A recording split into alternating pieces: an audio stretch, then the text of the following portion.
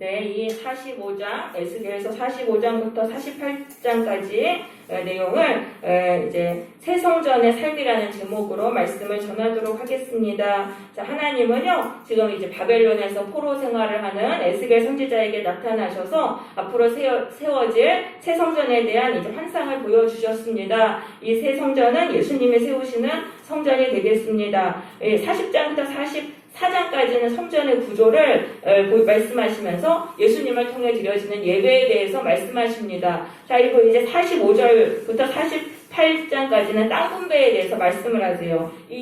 다시 이스라엘 백성들이 땅을 회복해서 이렇게 분배받게 되리라. 요 가운데 이제 시커먼 성전이라는 부분, 확대한 부분이 이제 요 부분이 되겠습니다. 요 가운데 요 부분을. 자, 그래서 요거에 대해 설명하시는데, 이 땅에 대한 부분은 이제 삶에 대한 부분이에요. 우리가 예수를 믿는 자들, 새 성전이신 예수님을 믿는 자들이 지금 어떠한 삶을 살아야 하는지에 대한 말씀이 되겠습니다. 그래서 보면 이제 그 땅들을 이제 이렇게 위로부터 12지파를 쭉쭉 이제 나눠주시는데, 자, 일단 45장 1절에 보세요. 너희는 제비 뽑아서 땅을 나누어서 기업으로 삼을 때라고 돼 있어요. 자, 이제 이스라엘 12지파가 이렇게 다 땅을 하나님이 정해주셨어요. 그런데 그 각 지파마다 거기 지파에 속한 사람들이 제비를 뽑아서 자기 땅을 다 이렇게 분배받아서 사는 거예요. 제비 뽑아서 땅을 받는다는 건 뭐냐면요, 하나님이 이끄시는 인생을 살아간다는 거예요. 제비를 뽑는다는 건 내 노력으로 하는 게 아니잖아요. 하나님이 주신 그 땅을 사는 거예요. 그래서 우리가 예수를 믿은 다음에는 하나님이 이끄시는 대로 살아야 되는 거예요. 내가 내 인생을 개척하고 그렇게 주도하는 게 아니라 하나님이 이끌어 가시는 삶을 살라는 거예요. 그게 제비 뽑아서 하나님이 땅을 주신다는 그런 의미가 되겠습니다. 그래서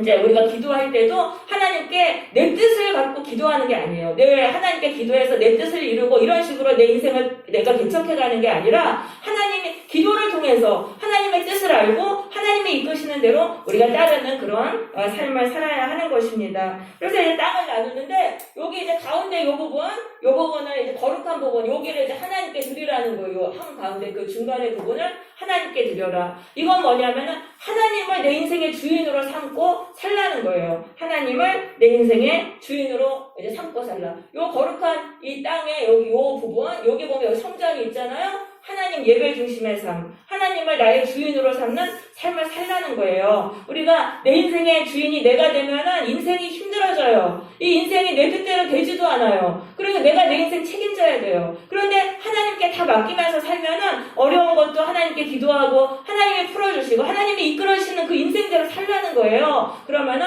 굉장히 우리 인생이 평탄하게 되는 것입니다. 그래서 하나님을 내 인생의 중심에 딱 가운데다 모시고 우리가 하나님을 나의 주인으로 삼으라는 그런 말씀이 되겠습니다. 자, 1절에 보시면 이 거룩한 땅의 크기가 있어요. 여기 땅의 크기가 여기가 25,000척이에요. 요만큼이에요. 요 한가운데 25,000척. 여기는 12km 정도가 돼요. 그리고 여기는 이제 여기는 1만 척, 여기 5km 정도예요. 요 정도를 하나님께 떼어드려라. 이건 뭐냐면 내 인생의 그 시간을 일부를 하나님께 떼어서 드리라는 거예요. 그 시간은 하나님을 예배하는 시간, 하나님과 교제하는 시간을 아예 떼어서 드리라는 거예요. 떼어드리지 않으면 너무너무 바빠서 하나님과 교제를 할 수가 없는 거예요. 그래서 내 인생의 시간을 그 시간에 떼어서 하나님께 드려서 하나님과 교제하고 기도하고 하나님을 예배하는 시간으로 드리라는 것이죠. 자, 그런데 2절을 보시면 1절에 보세요. 그 구역안 전부가 거룩하리라. 이 구역안 이 전부가 이제 거룩하다. 하나님께 여기를 떼어서 드렸잖아요. 여기는 뭐냐면 거룩하다는 건 구별을 하라는 거예요. 구별해서 하나님께 온전히 바치라는 거예요. 그러니까 내가 하나님께 이제 시간 하루에 뭐 1시간이면 1시간 떼어서 드렸잖아요. 그 시간에 다른 일을 하지 말고 하나님께만 집중하라는 거예요. 하나님께 뭐 말씀 들으면서 뭐 다른 일도 하고 이제 그러기보다는 하나님께 집중해서 우리가 그 시간을 드려야 된다. 그래야지만 하나님을 만날 수 있어요. 우리가 하나님을 만날 때는 우리의 온 마음과 전심으로 하나님께 집중해야지만 만나는 거지. 이거 뭐 딴 거 하고 저거 하고 뭐 사람들 만나고 뭐 아무튼 무슨 다른 거랑 섞여가지고는 안 된다는 거죠. 그래서 우리가 하나님께 예배를 드리러 왔을 때도 이 핸드폰을 사실은 꺼놔야 되는 거예요. 핸드폰에서 뭐 연락 오고 막 그거 보고 막 이러면은 하나님께 집중을 할 수가 없어요. 그러니까 우리가 하나님께 예배 드릴 때는 하나님께만 집중하는 거예요. 그래야지 하나님이 나에게 와서 말씀해 주시고 우리가 그 하나님을 만나게 되는 것이죠. 그것을 말하는 것입니다. 자, 그래가지고 여기 한가운데 여기가 하나님을 예배하는 이제 성소예요. 그리고 이 땅은 이게 뭐냐면 거룩한 땅이라고 그랬는데 제사장이 여기가 사는 땅이에요. 제사장에게 주라고 하셨어요. 왜냐하면 이 성전을 섬기는 제사장들이 있어야 되잖아요. 그런데 여기 보면 성전하고 요 제사장들 여기 사는 요 둘레에 여기 보면은 지금 사방에 250m 정원을 두라고 하셨어요. 여기 주변에다 250m 정원을 두어라. 왜냐하면 제사장이 여기 살고 하나님 성전이 여기 계시는데 여기다 간격을 두라는 거예요. 왜냐하면 하나님은 거룩하시니까 제사장이 아무리 거룩해도 인간이잖아요. 그러니까 인간하고 구별돼가지고 이제 거하라는 거죠. 그래서 이건 뭐냐면은 이제 제사장들은 이제 목회자라고 할 수가 있죠. 목회자들은 교회 근처, 예배당 근처에서 사는데 살아야 돼요. 그런데 예배당 안에서 살면 안 되는 거예요. 예배당 밖과 좀 구별된 곳에서 가까운 곳에 살면서 하나님을 이제 섬겨야 된다는 그런 말씀이죠. 자, 그 다음에 5절에 보시면은 여기를 레위인들에게 주라고 되어 있어요. 그럼 레위인은 누구냐면 이 제사장들을 사독자손 제사장이라고 했죠. 지난번에 이 제사장들을 도와서 이 성전에서 섬기는 그런 사람들이에요. 요즘 말로 하면은 장로님, 권사님, 집사님들이에요. 이 사람들도 바로 요 교회 근처에서 사는 거예요. 성전에서 바로 떨어진 여기 살았잖아요. 그러니까 교회는 되도록이면 집이랑 가까워야 된다는 거죠. 집에서 멀면은 가기가 어려우니까 좀 가까운 데서 이제 살으라는 거예요. 그리고 나서 이제 여기 또 보시면은 여기 보면 성읍이라고 있어요. 그럼 여기는 뭐냐면은 이스라엘 백성들이 이제 나중에 땅을 이렇게 다 받아요. 땅을 이제 다 받는데 여기 사는 사람들이 각 지파에서 하나님께 예배 드리러 오잖아요. 그러니까 예배 드리러 와가지고 같이 모여서 여기 거하면서 하나님 예배하고 교제도 하는 이스라엘 그 12지파가 여기 모여가지고 이제 하나님 예배하고 교제도 하는 곳이 바로 요 이제 성읍이 이제 되겠습니다.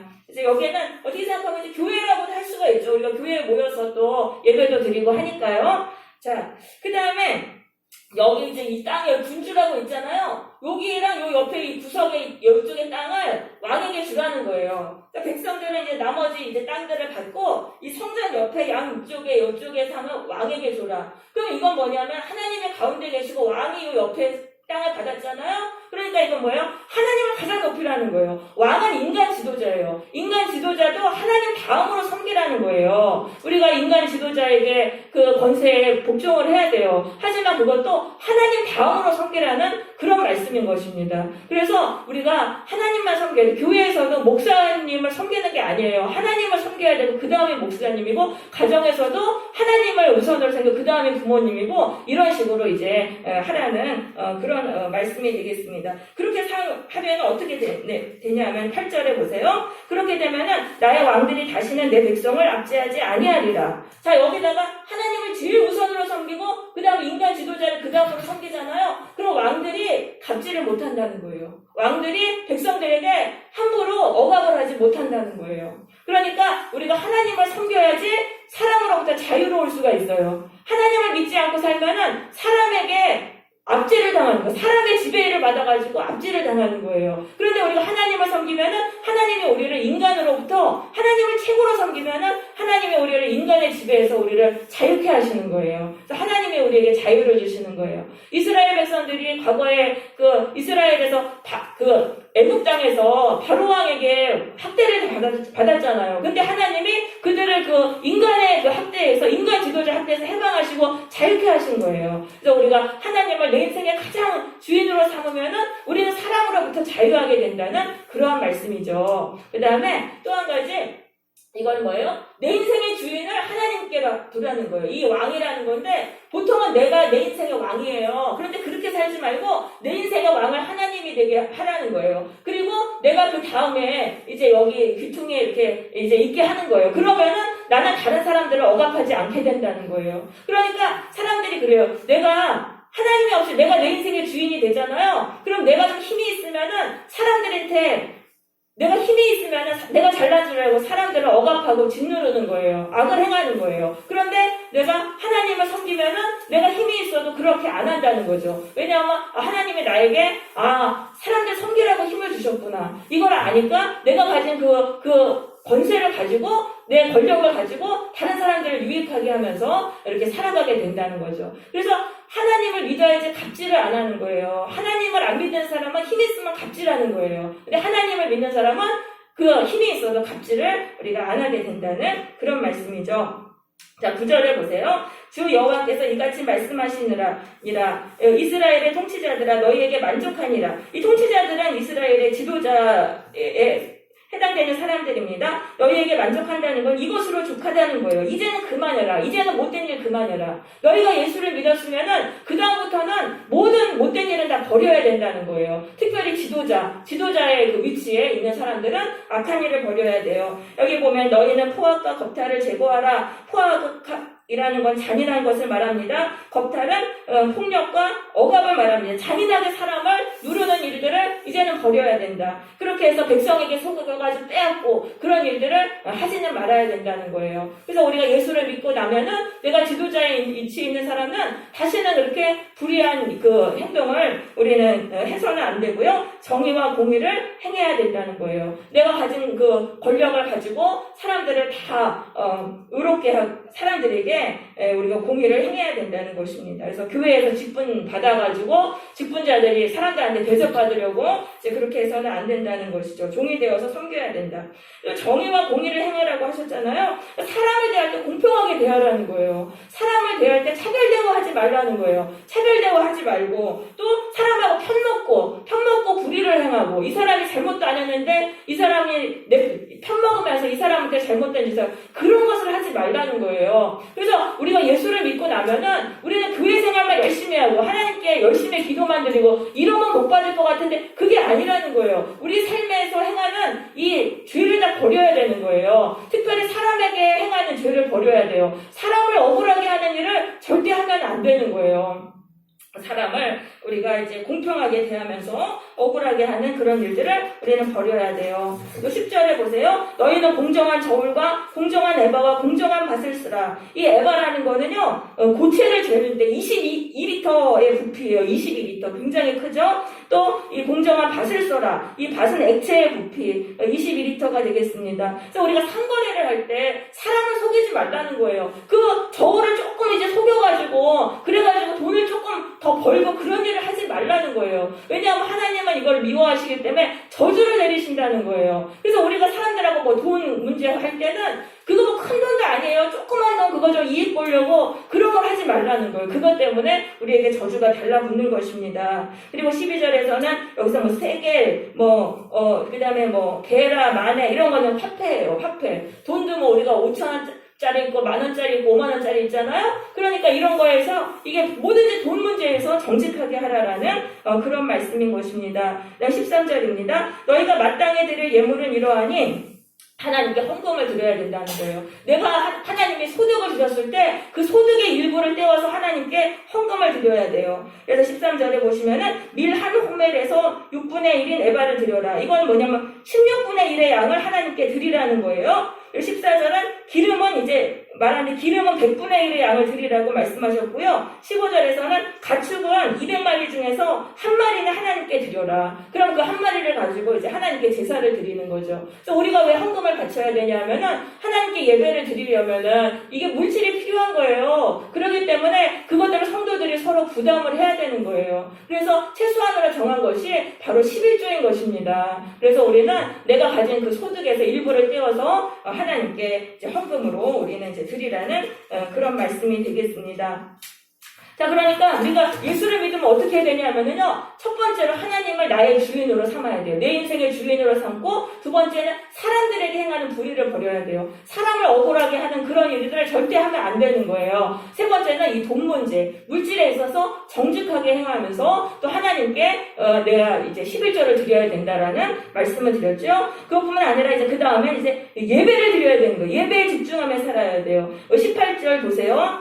45장 18절. 여호와께서 이같이 말씀하셨느니라. 첫째 달 초하루 날에는 흠없는 숫송아지 한 마리를 가져다가 성소를 정결하게 하되 제사장이 그 속죄제 희생제물의 피를 가져다 성전에 바르라라고 되어 있어요. 이 속죄의 피를 바르라. 첫째 달 초하루 날은 매년 첫째 날이에요. 송구영신 예배 우리가 드리잖아요. 이때 우리가 뭐를 해야 되냐면 마음속에 속죄의 피를 발라야 되는 거예요. 예수님이 십자가에서 우리를 위해서 속죄의 피를 흘리셨습니다. 그거를 우리의 마음속에 바르면서 우리가 작년 한 해 동안 수많은 죄를 지었잖아요. 그것들을 다 다 씻어내야 된다는 거예요. 예수님, 내가 작년 1년 동안 이러저러한 죄를 지었습니다. 그 죄들을 다 고백하면서 보혈로 그거를 깨끗하게 씻어주세요. 계속 기도를 해야 돼요. 그러면은 그 죄의 저주가 떠나요. 그러니까 우리가 성부영신 예배 때는 반드시 이렇게 속죄를 위해서 기도하라는 말씀이죠. 그 다음에 20절에 이제 우리 45장 20절입니다. 그달 7일에도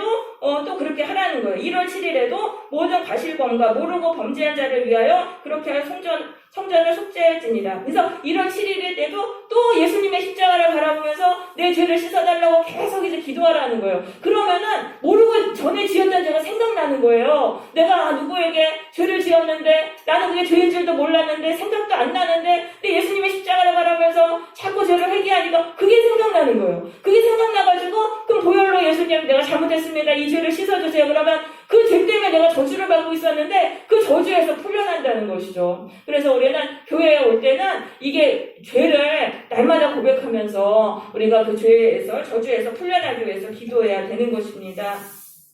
자, 21절입니다. 첫째 날 열나흘에는 6월절을 7일 동안 지켜라. 자, 1월 14일에 6월절을 지켜라. 이 6월절을 지키라는 건 뭐냐면은, 예수님이 십자가에서 6월절 어린 양이 되셨구나. 이걸 생각하라는 거예요. 예수님이 나를 죄악 세상에서 해방하기 위해서, 나를 하나님 백성으로 만드시기 위해서 십자가에 달리셨음을, 그것을 늘 기억을 해야 돼요. 그래야지 우리가 이 세상을 따라가지 않게 돼요. 이 세상의 미혹이 너무나 강하기 때문에 하나님의 백성이 돼서도 또다시 세상으로 돌아가려고 한다는 거죠. 그럴 때마다 우리는 예수님이 나를 위해서 희생의 피를 흘리셨구나. 나를 하나님 백성 만드시기 위해서 나 피를 흘리셨구나. 이런 생각을 자꾸 우리가 해야지 우리가 세상으로 돌아가지 않는 것입니다.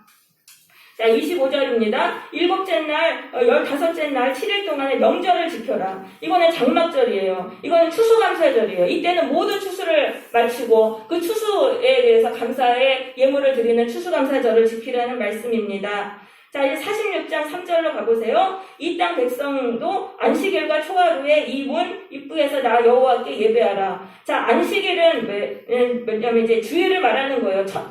한 일주일의 첫째 날, 주일을 말하는 거예요. 그리고 초하루는 한 달의 첫째 날, 1일을 말하는 거예요. 그러니까 우리가 첫 주를 시작하거나 첫 달이 시작할 때도 또 우리는 하나님께 예배를 드려야 되는 거예요. 첫 주도 그냥 시작하는 게 아니에요. 일주일의 첫날도 하나님께 예배 드리고 시작하고 첫 달도 하나님께 예배 드리고 시작해야 돼요. 예배를 드릴 때 우리의 마음이 새롭게 됩니다. 예배를 드릴 때 성령이 임하여서 우리가 새로운 사람이 되는 거예요. 그리고 13절 아침마다 1년 되고 흠없는 어린 양 한 마리를 번제로 드려라. 이건 매일매일 예배를 드리라는 거예요. 이 번제라는 건 하나님께 내가 헌신하겠습니다. 헌신을 결단하는 예배가 되겠죠. 그래서 이거 교회에서는 날마다 새벽기도 드리잖아요. 우리 은창교회에서는 11시에 이제 또 매일 예배를 드려요. 그래서 교회의 사명은 하나님께 이렇게 예배를 드리는 사명이 되겠습니다. 자, 이제 47장에 보세요. 47장. 자, 그렇게 예배를 계속 드리는 예배 중심으로 살잖아요. 그럼 어떻게 되냐면은 이제 하나님이 에스겔에게 보여주셨어요. 이 성전으로부터 생명의 물이 흘러나오는 거예요. 생명수가 흘러나와가지고 이 주변을 다 이제 살리는 것을 환상으로 보여주시는 거예요. 그러니까 에스겔이 이제 성전에서부터 나왔는데 여기서 물이 새어 나오는 거예요. 그래서 이제 천척을 갔어요. 에스겔이 천척을 걸어갔는데 천척 450m를 걸어가니까 물이 높이가 발목까지 왔어요. 또 450m 걸어가니까 또 그 다음에는 무릎까지 오고 그 다음에 허리까지 오고 그 다음 건너지 못할 강이 되었다. 이건 뭐냐면 이 하나님의 예배하는 이 삶에서 생명이 흘러나오는데 그 생명이 엄청난 양으로 흘러나온다는 거예요. 끊임없이 흘러나온다는 거예요. 그래서 우리는 이렇게 예배를 하나님께 드릴 때 예배 중심의 삶을 살고 예배를 드릴 때 이 예배를 통해서 하나님의 생명이 우리 가운데 엄청나게 들어온다는 걸 우리는 알아야 돼요. 그래서 예배가 날마다 똑같은 그 예배가 아니라는 거예요. 그래서 예배를 드릴 때 기도해야 돼요. 하나님이 나를 어떻게 살리실 것인지를 우리가 기도하면서 그 생명이 우리 가운데 들어오는 걸 소망을 해야 되는 겁니다. 이게 들어오는데 이 생명이 이제 이 성전에서 그 생명수가 이렇게 쭉 와가지고 이제 그 바닥까지도 살리리라. 이거 사해 있잖아요. 사해 바다까지도 살아난다고 말씀하세요. 이 사해는요 죽은 바다예요. 왜냐하면 지구상에서 가장 낮은 곳에 위치해 있기 때문에 물이 빠져나가지 못해가지고 염분이 높아서 물고기가 살지 못해요. 근데 여기까지도 살아나리라. 이 사해 바다가 살아나가지고 여기가 막 물고기가 우글거리고 여기 주변에 그 어부들이 다 거하는 그런 곳이 되리라. 이건 놀라운 변화를 말하는 것입니다. 우리가 예배를 통해서 하나님께 생명이 생명이 우리한테 들어오면은 이런 변화가 우리 안에 생명이 들어와서 어떤 사람들 다 살아난다는 거예요. 아무리 정신병이나 조울증이나 여러 가지 그런 거 걸리고 영육간에 다 망가지고 육체가 병든 사람도 하나님의 생명이 들어오면 그 생명으로 우리가 일어나게 된다는 거예요. 살아나게 되는데 극과 극으로 변화가 된다는 거죠. 그래서 우리는 이것을 믿어야 돼요. 근데 왜 예배를 그렇게 드리나? 맨날 똑같은 예배 왜 드리나? 그게 아니에요. 이 예배를 통해서 하나님은 우리에게 이렇게 생명을 주시고 우리의 영혼을 건강하게 하시고 우리의 육체를 건강하게 하신다는 것을 우리는 이제 알아야 되겠습니다. 그래서 12절에 보시면은 이 생명수의 강이 쭉 흘러요. 생명수의 강이 쭉 이제 전체를 이렇게 다 흐르는 거예요. 높으니까 여기서 이제 다 이제 흐르는데 그 강이 흐르는 것마다 좌우에 그냥 나무들이 막 과실을 맺는 거예요. 12절에 보세요. 강 좌우가에는 각종 먹을 과실나무가 자라가지고 달마다 새 열매를 맺으리니. 이건 뭐예요? 이거 뭐 달마다 새 열매 맺는 거 기적이에요, 기적. 나무가 1년에 뭐 한 두세 번밖에 열매 못 맺어요, 많이 맺어도. 이건 뭐예요? 기적을 해가면서 살아가게 된다는 거예요. 하나님의 생명이 나한테 오니까 내가 못했던 일도 다 하고 그 전에 감당하지 못했던 일도 다 하면서 살아가게 된다는 거죠. 그러면서 그 물이 성소를 통하여 나오니라. 그 열매는 먹을만 하고 그 잎사귀는 약재료가 되리라. 그래서 열매를 맺게 돼요. 주렁주렁 선한 열매를 맺게 되는데 사람들한테 그걸 유익을 끼치는 거예요. 사람들을 먹게 하고 또 여기서는 잎사귀는 약재료가 된다 그랬잖아요. 사람들을 치유하고 살리면서 살아가게 된다는 거예요. 여러분 이 예배를 통해서 생명을 계속 받으세요. 그럼 내가 살아날 뿐만 아니라 내 안에서 그 하나님의 생명이 흘러나서 주변의 사람들도 살리는 그런 삶을 우리가 살아가게 된다는 것입니다.